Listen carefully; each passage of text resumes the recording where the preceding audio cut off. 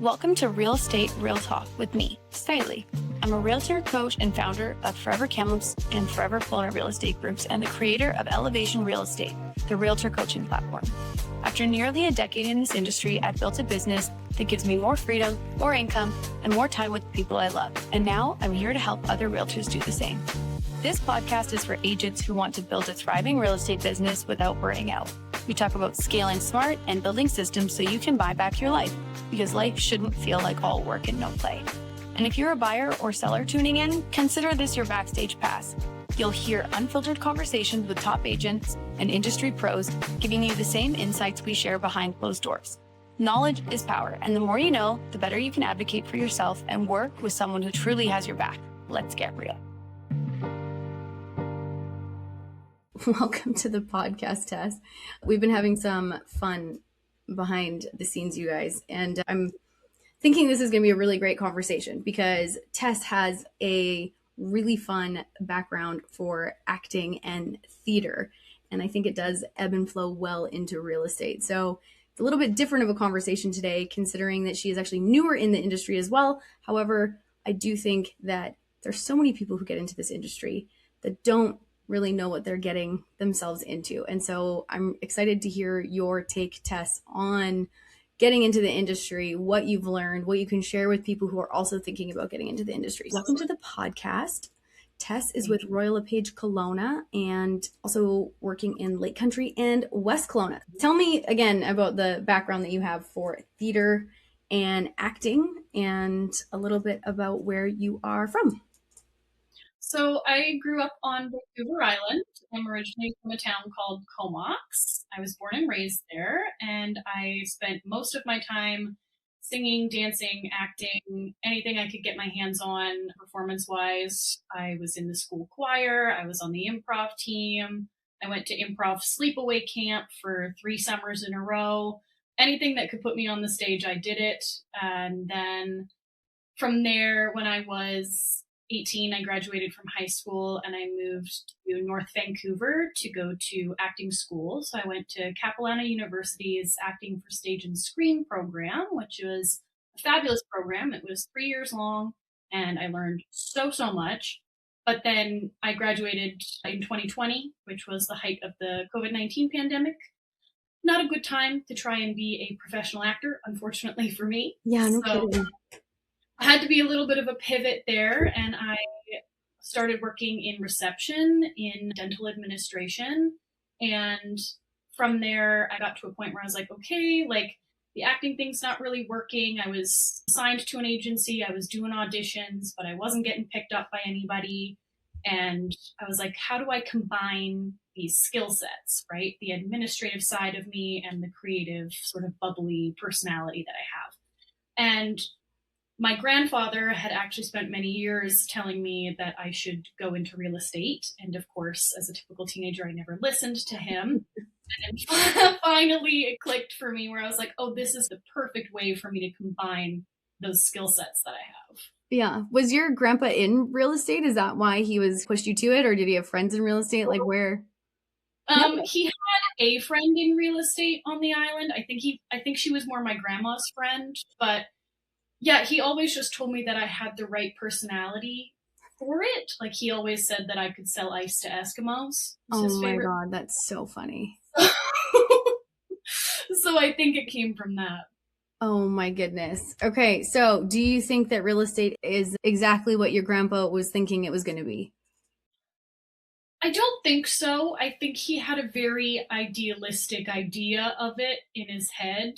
And I think when I started out in the schooling and stuff, I think I did too. Like you have this very glamorized version of it in your brain. And I think shows like Selling Sunset and things like that put a very specific image in your head of what things look like. And it doesn't necessarily look like that. But luckily for me, like one of the things that gets really drilled into you in acting school is the ability to think on your feet and the ability to understand that no isn't necessarily a personal attack.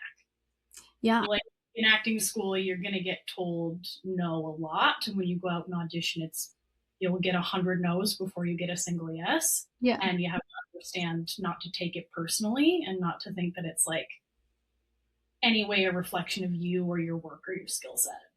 Yeah, no kidding. No, I think that's a really good, like, kind of process to have gone through. Cause yeah, I think there's a lot of people who want this like instant gratification, right? And I think it's one of those things that there's a lot of different aspects of our lives now, especially with technology and the way that everything is presented in front of us, that you just want what you want and you want it right away and you don't want to be told no, which I think has always been the case. However, with social media and everything being out there, it looks like everybody has their cake and they are eating it too. So when you get told no, you're like, why not me? So I think that's like actually a really good kind of skill that you've developed, not to take it personally, because yeah, it definitely is one of those things. That being said, what do you think has been like the biggest learning curve for you then in the real estate industry now that you've been in it for a bit? I think just the overall sense of, what's the right way to put this? I think the overall sense of, I don't want to say negativity, but there is a little bit of hopelessness that you come up against. In particular, like I'm 26 and my kind of sphere of influence is all people my own age and first time buyers and things like that. And I think a lot of young people don't feel that buying a home is realistic for them anymore. They don't necessarily see it as something they're going to be able to achieve. And I think when you come up against a wall like that, it can be a little bit hard to break through. I'm lucky enough to be the same age as them and to be able to relate to them in that way, because up until a couple of years ago, I wasn't convinced I was ever going to own a home either. And I think the big way to tackle that is with setting realistic expectations. Because I know for myself, I grew up in a 2-story home, multiple bedrooms, backyard. And so when I pictured my house in the future, that's what I pictured, right? I didn't picture a condo. I didn't picture a townhome. I pictured a single story, a double story family home. And when you look at the price of those and you see these multi-million-dollar homes, you're looking at yourself going, okay, that's not going to happen. But that doesn't mean that you can't own a home.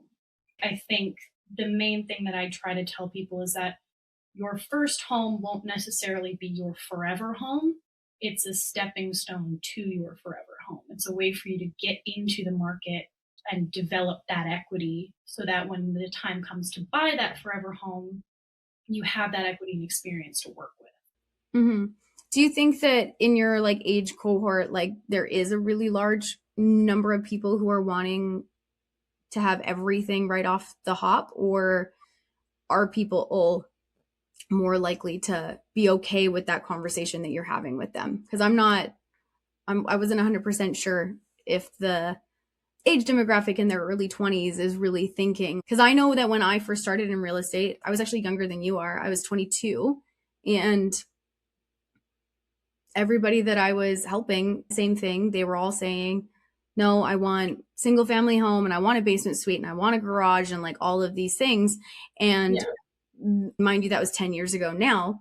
So obviously things changed. So I wasn't sure if it was just my age cohort as I was helping them, or if it's also in yours that's happening now, or if they're a little bit more flexible in the concept of a stepping stone. I think they are a little bit more flexible in terms of a stepping stone. I think people understand that they're not going to be able to buy a 2-story family home for $300,000 anymore. Like it's just not going to happen. And people know that and they know that. Like they can sense that. And I think all we've ever heard all the time is about the insane cost of living and the rising cost of homes and things like that. And people want to have something that's theirs, right? A lot of the people that I'm talking to in my own like age cohort, they don't want to rent anymore. They want to put their own money back into something that's going to pay off for them in the end. And that's where you get into the conversation of, okay, would you be all right with a condo? Would you be all right with a townhome or a manufactured home? Like if one of your things is that you don't want to share walls with people, would you be okay with a manufactured home?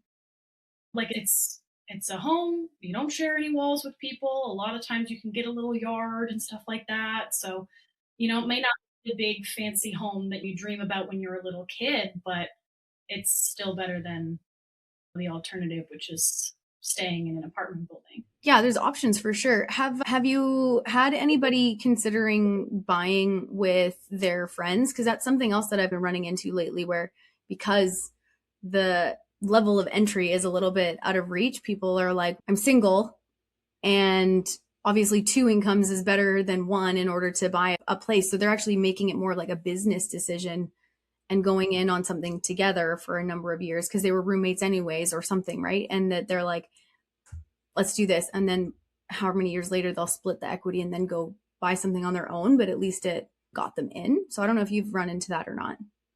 I myself haven't run into it. I haven't had any experience in it. I can see where the appeal comes from.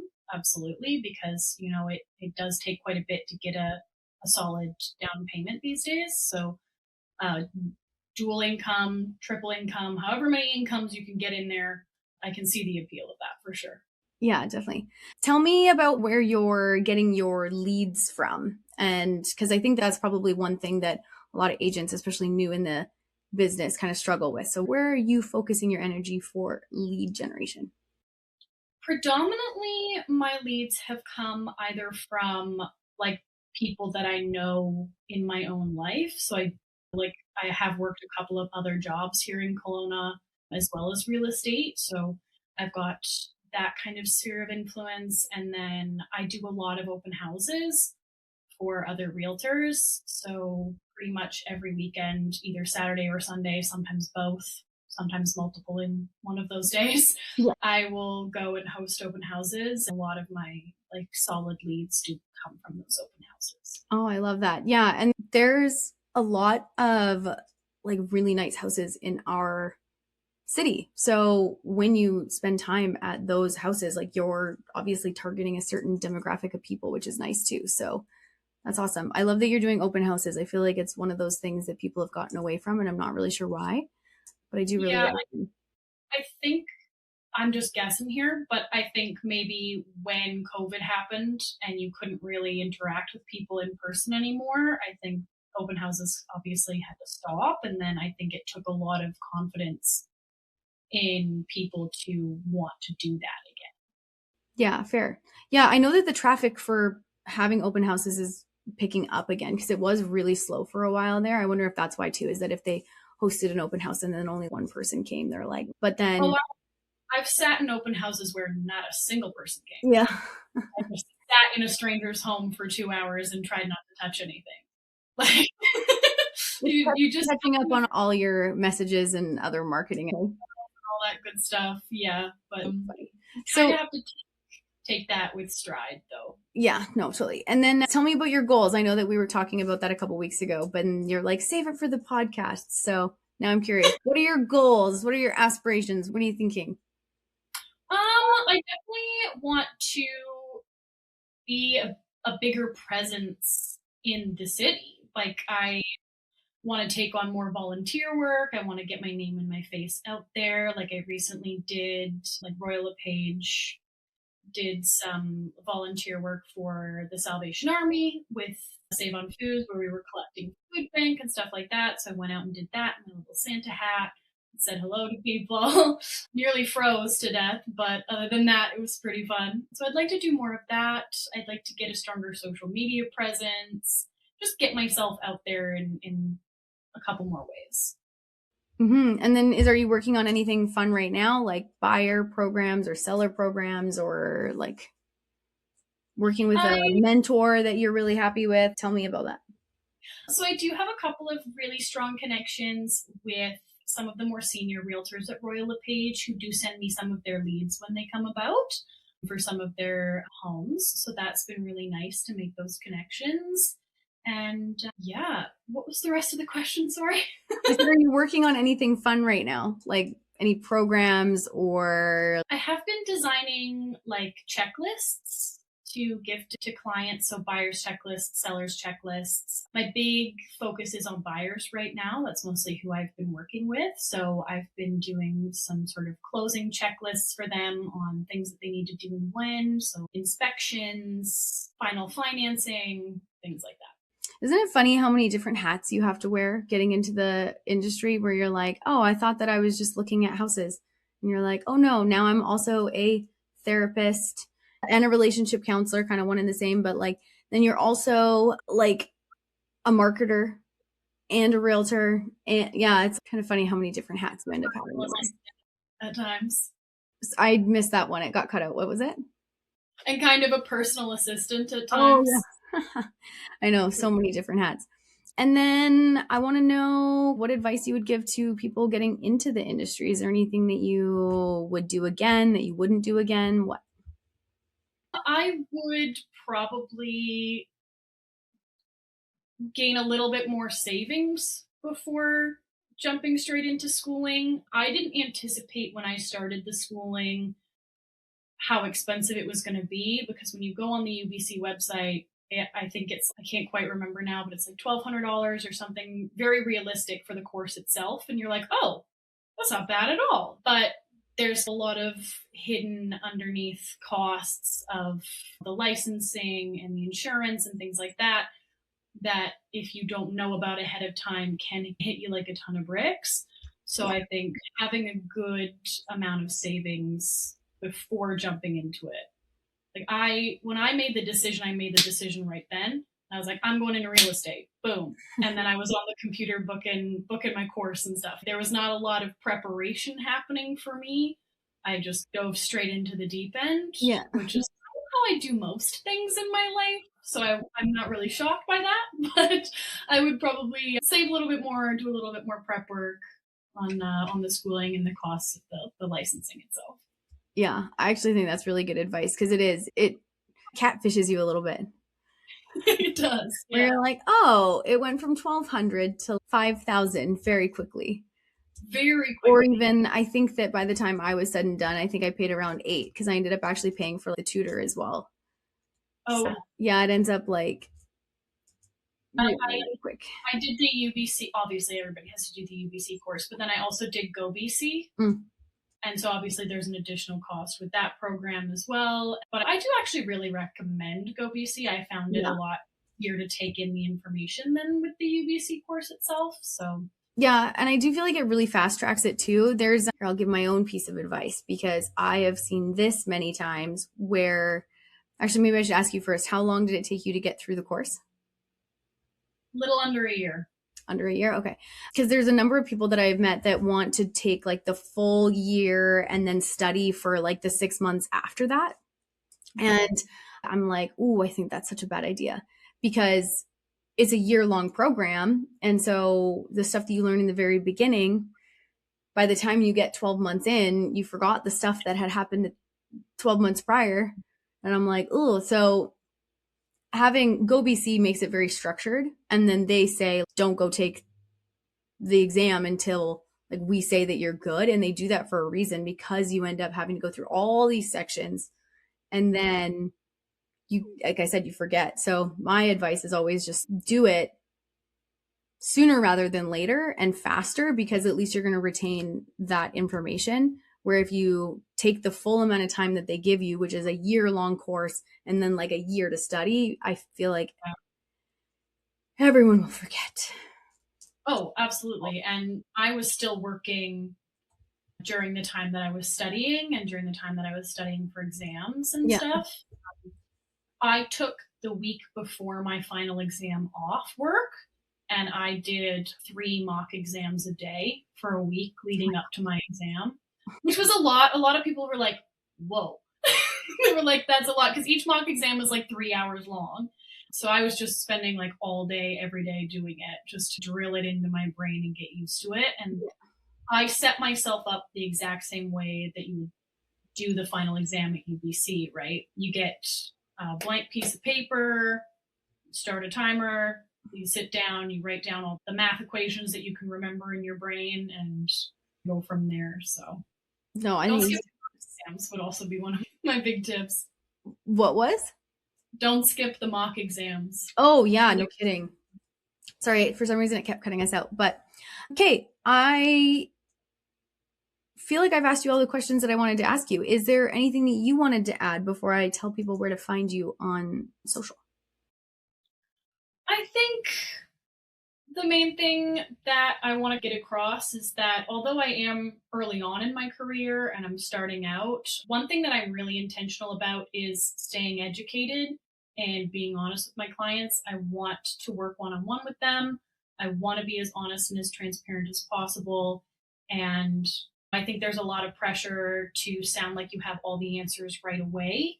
But I think what I'm finding clients really respond to is transparency and effort. I'm someone who would rather say, I don't know that right now, but I'll find out for you, instead of trying to pretend and make something up on the spot.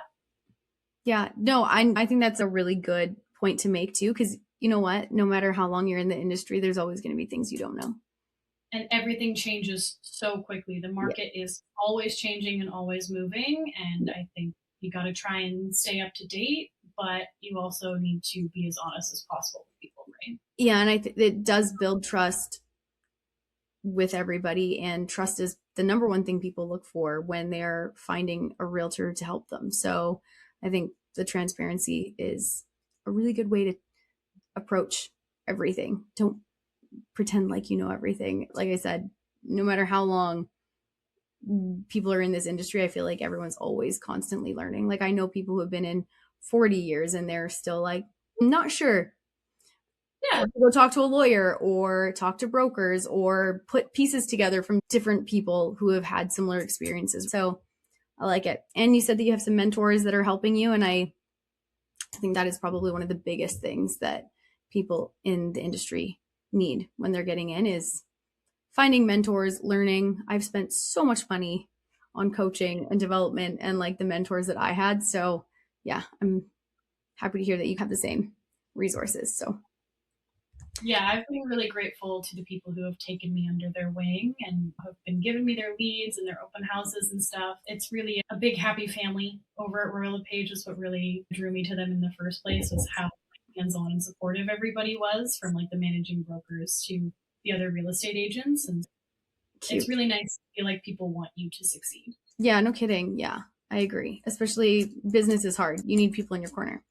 So for anybody who wants to reach out to Tess, your Instagram is, I'm going to pronounce your last name wrong. Is it Forsyth? Forsyth. I had a feeling that I was going to pronounce it wrong. Okay, it's forsyth.realestate, which is super easy. I'm going to put it in the show notes anyway. So if anyone wants to click that, they can do that.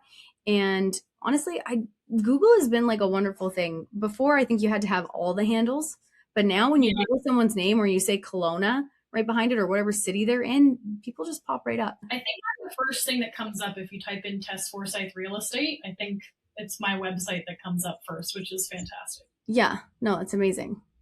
Perfect. Okay, thanks for coming on today. I am so happy with our conversation. And yeah, I look forward to us catching up in the future. Absolutely. Sounds like a plan. Thanks so much. That's a wrap on this episode of Real Estate Real Talk. Whether you're an agent building your business or a buyer or seller trying to get the real story, thanks for being here. If this episode gave you clarity, confidence, or just something to talk about, I'd love for you to follow, rate, and share the show. It helps more people find these conversations. If you have questions or want to connect, head over to SkyleighMcCallum.com or come hang out with me on Instagram. Thanks for listening, and I hope you catch the next episode on Real Estate Real Talk.